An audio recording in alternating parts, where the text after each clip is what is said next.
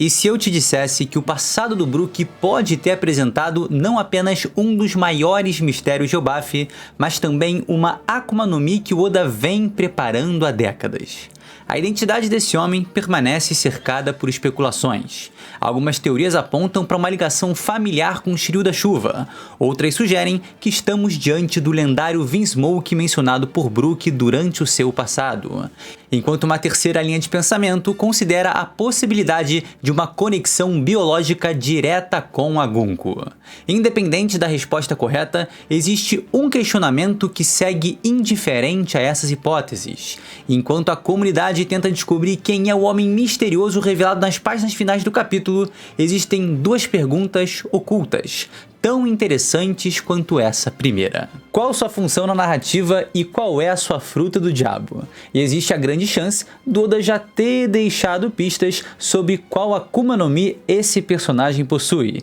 E eu acho que tá bem na nossa cara.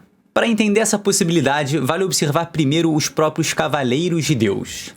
Desde a introdução dos Gorosei em combate, uma parte dos leitores passou a associar a elite do governo mundial a um conjunto específico de poderes inspirados em yokais: Gyuki, Bakotsu, Roki, Sandworm e Itsumade, que vamos nos aprofundar mais à frente no vídeo.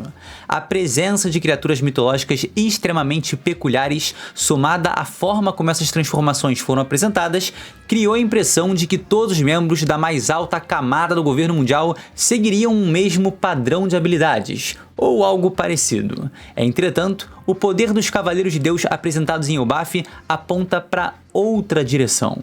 Shamrock demonstra uma relação extremamente incomum com sua espada a Cerberus, sugerindo a presença de uma Zoan ou de algum mecanismo ainda desconhecido similar ali ao dos Gorosei, né? No caso, uma vertente ligada aos yokai. O Kiringan tem a Ryōryū no Mi, uma fruta mítica modelo Kirin. O Somers possui a Iba Iba no Mi, baseada em espinhos. Gunko luta utilizando a Aro Aro no Mi, a fruta das setas, da flecha. Então esses dois últimos possuem frutas paramécia comuns, por assim dizer. Ou seja, cada integrante apresentado até agora segue uma lógica própria. Pode ser uma Zoan lendária, pode ser um yokai do capeta na espada, paramécia regular, e isso abre espaço para a existência de usuários de praticamente qualquer categoria de Akuma no Mi dentro dessa organização. Mas você já deve ter reparado que tem alguma coisa faltando. As frutas Logia ou Logia são ditas como as frutas mais raras e mais poderosas. Essa é uma afirmação dentro da obra, mas eu acho ela questionável devido às zonas míticas que, na minha humilde opinião, e provavelmente na sua também, são ainda mais poderosas, né? Então as Logia têm uma grande importância, são as frutas originais dos 3 almirantes da marinha, a ramificação militar do governo mundial. Durante grande parte de One Piece, elas foram tratadas como o auge entre as frutas do diabo. A capacidade de transformar o próprio corpo em elementos naturais, somada à enorme versatilidade ofensiva e defensiva dessa habilidade, fez com que personagens como Crocodile, Enel, Aokiji, Akainu e Kizaru ocupassem posições de destaque na obra. Agora, considerando o prestígio dessa categoria, a presença de uma Logia entre os Cavaleiros de Deus parece quase, ao meu ver, inevitável. Na minha visão, uma organização colocada acima dos dragões celestiais comuns, responsável por missões diferentes ligadas aos segredos centrais do mundo, parece o ambiente perfeito para trazer um novo peso, uma carga para a fruta Logia. Então me parece plausível especular e até acreditar que sim, esse Cavaleiro de Deus vai ser o usuário de uma fruta dessa categoria, principalmente se a gente levar em conta o que foi o prenúncio de sua aparição. Entre os diversos eventos históricos mencionados ao longo da obra, poucos carregam uma atmosfera, digamos, tão estranha quanto a destruição do reino de Hesperia. Cara, é tudo muito nebuloso, por assim dizer. Quando Brook relembra aqueles acontecimentos, um elemento específico, que já teve grande parcela de culpa pelo seu sofrimento durante sua vida como um pirata rumbar, recebe destaque novamente: a névoa. A descrição apresentada dá a entender que foi muito mais do que uma condição climática, atmosférica ou o que quer que seja. A névoa é a grande responsável e está associada a um evento traumático para o músico, envolvendo a perda da rainha Candele, a destruição do reino de Hesperia, o caos e o desaparecimento da Shuri, inclusive a morte do seu maior benfeitor. Foi a partir desse gatilho, da névoa, que tudo entrou em colapso. E pode ser que seja realmente tudo uma grande coincidência climática, mas não, né? Não é. A névoa surge bem no momento em que a princesa completa 15 anos. A rainha morre em decorrência a essa condição. O país entra em decadência. E é nesse momento, né, como consequência de tudo isso, que o governo mundial encontra uma desculpa perfeita para invadir e realizar algo que já parecia prenunciado em Hesperia. A gente tem a Gunco se tornando uma lâmina devota. A gente vê o Reuven transformado pelo Domirverse. Há um cavaleiro de Deus na região. E ainda mais surpreendente de tudo, e é inegavelmente bizarro, um Gorosei. E aí vão dizer, né, que essa violação contra a Hesperia foi só porque eles não pagaram o tributo celestial quando claramente já havia algo profundamente calculado. E mais uma vez, o início de tudo foi a névoa. A presença desse elemento funciona quase como um símbolo daquele episódio, permanecendo ligada à memória coletiva do reino e principalmente do Brook. E como ela é a origem de toda essa destruição que parece fazer parte de uma estratégia muito bem elaborada do governo mundial, eu acredito que essa névoa foi produzida por uma Akuma no Mi, a famigerada Kirikiri no Mi, a fruta da névoa. Essa ideia ganha força justamente por causa das possibilidades que ela oferece e como isso se encaixa com o surgimento desse homem, além de ocupar o espaço que falta de uma logia dentro dos Cavaleiros de Deus. Sendo dessa categoria, essa fruta permitiria ao seu usuário produzir e transformar completamente seu corpo em névoa, tornando ataques físicos convencionais praticamente inúteis. Eu sei que nesse momento, muita gente vai pensar que se trata praticamente de uma cópia da Moku Moku no Mi, que é a fruta do Smoker. Só que eu bato aqui na ideia de ser praticamente uma evolução natural dessa fruta, visto que na mitologia japonesa há muito misticismo no elemento névoa. Então, antes da gente ir mais fundo nela, também preciso falar de outras possibilidades, né? Cara, o Smoker não estava vivo nessa época há 60 anos atrás, então pode ser de fato que fosse a Moku Moku no Mi com uma habilidade mais desenvolvida, né? Então pudesse ali controlar uma névoa, fazer a fumaça de maneira diferente e até de forma tóxica. Então é possível que esse homem tenha sido o antigo usuário da Moku Moku no Mi do Smoker. Ou, ainda mais avançado que isso, é que no caso fosse a própria Gasu Gasu no Mi, que é a fruta do Caesar Clown.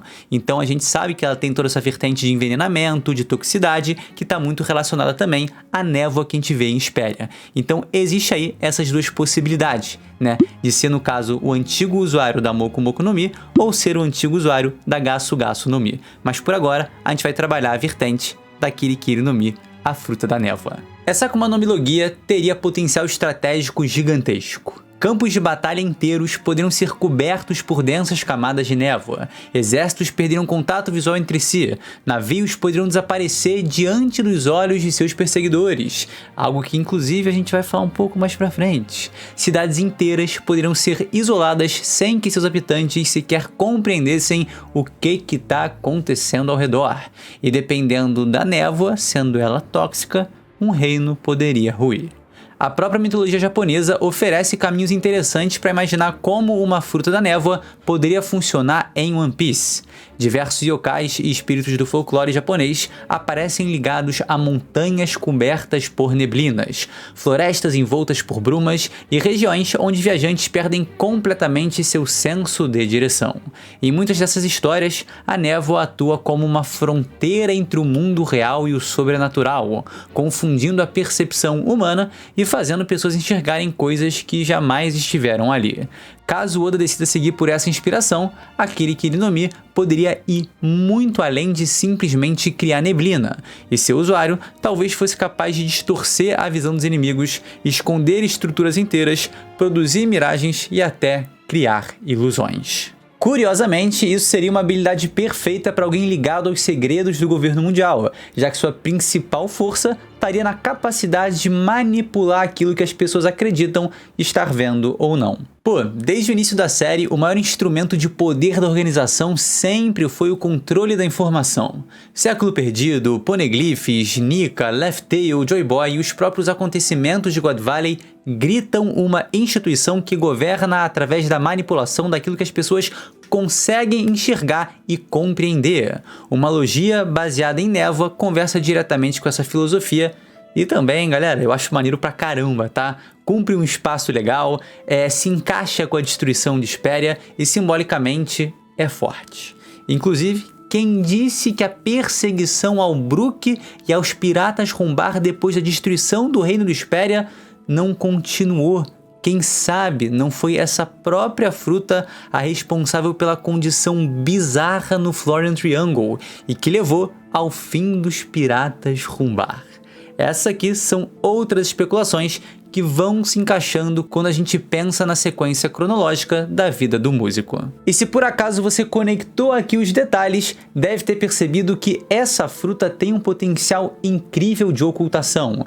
E é por isso que toda essa discussão nos leva com mais embasamento à última possibilidade intrigante. Entre os diversos mistérios que cercam a rota final para Left Tail, poucos despertam tanta curiosidade quanto o Homem da Cicatriz de Queimadura. Basicamente, o último patamar ali para ser alcançado, né? A última peça desse grande quebra-cabeça para chegar à ilha final. Essa figura parece conectada a informações cruciais para encontrar o tesouro One Piece e permanece envolto em segredos mesmo depois de tantos capítulos.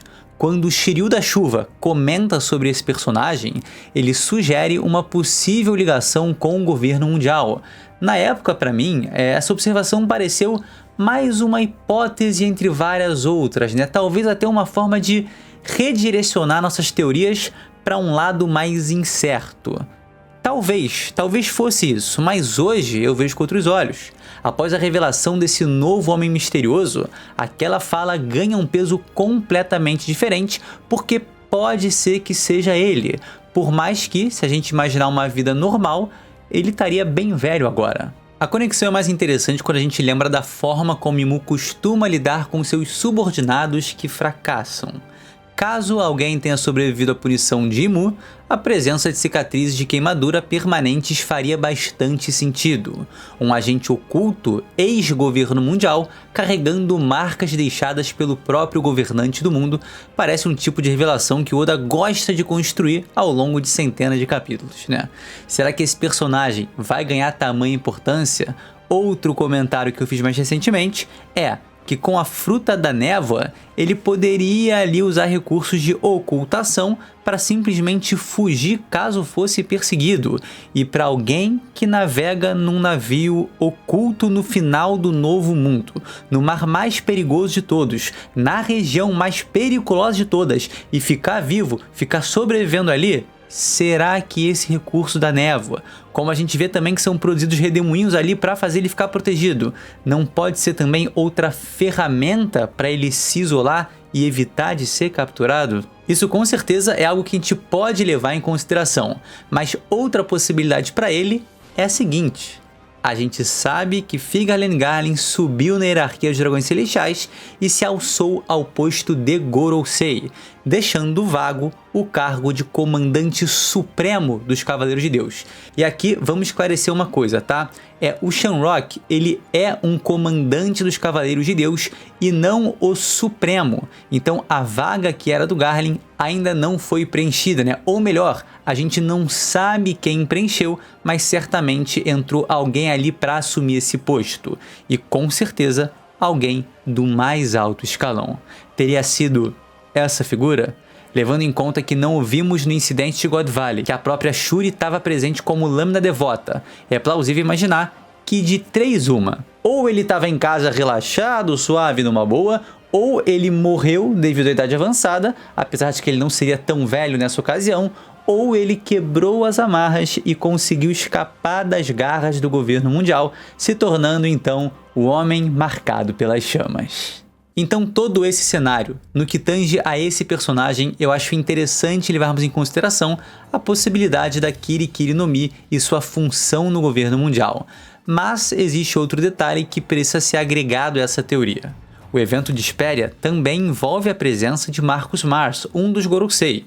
E isso, galera, é colossalmente gigante. Entre os 5 anciões, Mars ocupa o cargo de Deus Guerreiro do Meio Ambiente, uma função que tem enorme importância quando a gente analisa o contexto de Hesperia. Afinal, a principal característica do incidente é justamente um fenômeno atmosférico extraordinário que acabou culminando em tudo o que aconteceu, ou seja, algo relacionado ao meio ambiente. Então, em um mundo composto por ilhas com climas impossíveis, mares que avacalham as leis da natureza e ecossistemas completamente insanos, qualquer anomalia ambiental ali em larga escala se torna relevante se conta com a presença desse homem aí, né? Então, ter um Gorosei torna tudo muito diferente, porque esse mundo já é todo bizarro, mas quando o cara tá ali, tem que ter atenção. Então, só o fato dele estar em Hesperia já cria um contexto impossível de ignorar, que dá a entender que tudo ali é arquitetado, é peça por peça, é mancomunado, e que talvez ele próprio tenha sido responsável por gerar de alguma forma essa névoa. Porque assim, né, foi o que eu disse, esse mundo tem muita coisa bizarra e completamente fora do normal relacionado ali ao meio ambiente, né? E se o Marcus Mars estava lá em Hesperia, meus queridos, é porque tinha algo especial. E olha que interessante tudo isso se torna quando a gente leva em consideração a sua forma yokai. Dentro do folclore japonês, o Itsumade aparece em períodos de calamidade, sofrimento coletivo e tragédias que afetam populações inteiras. Nosso querido Eiichiro Oda frequentemente adapta lendas japonesas, transformando elementos simbólicos em habilidades ou eventos concretos dentro da narrativa. Caso o Marcus Mars possua de alguma forma, né, influência sobre fenômenos ambientais, a névoa de Hesperia poderia ter surgido através de sua intervenção direta, gerando todo esse contexto para a invasão do governo mundial, pegar ali a Shuri, matar o Reuven, botar a camisa do Vascão ali na Candela, enfim, todo esse cenário construído muito bem arquitetado para culminar da maneira que culminou. Mas talvez eles não contassem que no meio de toda essa tragédia, de todo esse desastre, uma pessoa ia escapar viva, né? Quase morta, mas viva. É o Brook que eu tô falando, tá? Só pra deixar bem claro. Bom, dito tudo isso, eu acho que é mais seguro pensar numa ação conjunta entre Marcus Mars e o Homem Misterioso. Em ambos os cenários, o resultado permanece o mesmo. A tragédia de Hesperia parece profundamente conectada a algum plano diabólico do governo mundial e as figuras mais poderosas dessa organização. Qual você acha que é a função desse homem? Vê com bons olhos a possibilidade dele ter a fruta da névoa? Se sim, deixe aí nos comentários, e se por acaso não, irmão, também jorra suas ideias que serão muito bem-vindas, tá? Esse foi o vídeo, eu espero de coração que você tenha gostado. Não esquece, por favor, do like, se inscreve no canal e a gente se vê sem sombra de dúvidas, tu já sabe, num próximo vídeo. Tamo junto, galera, valeu!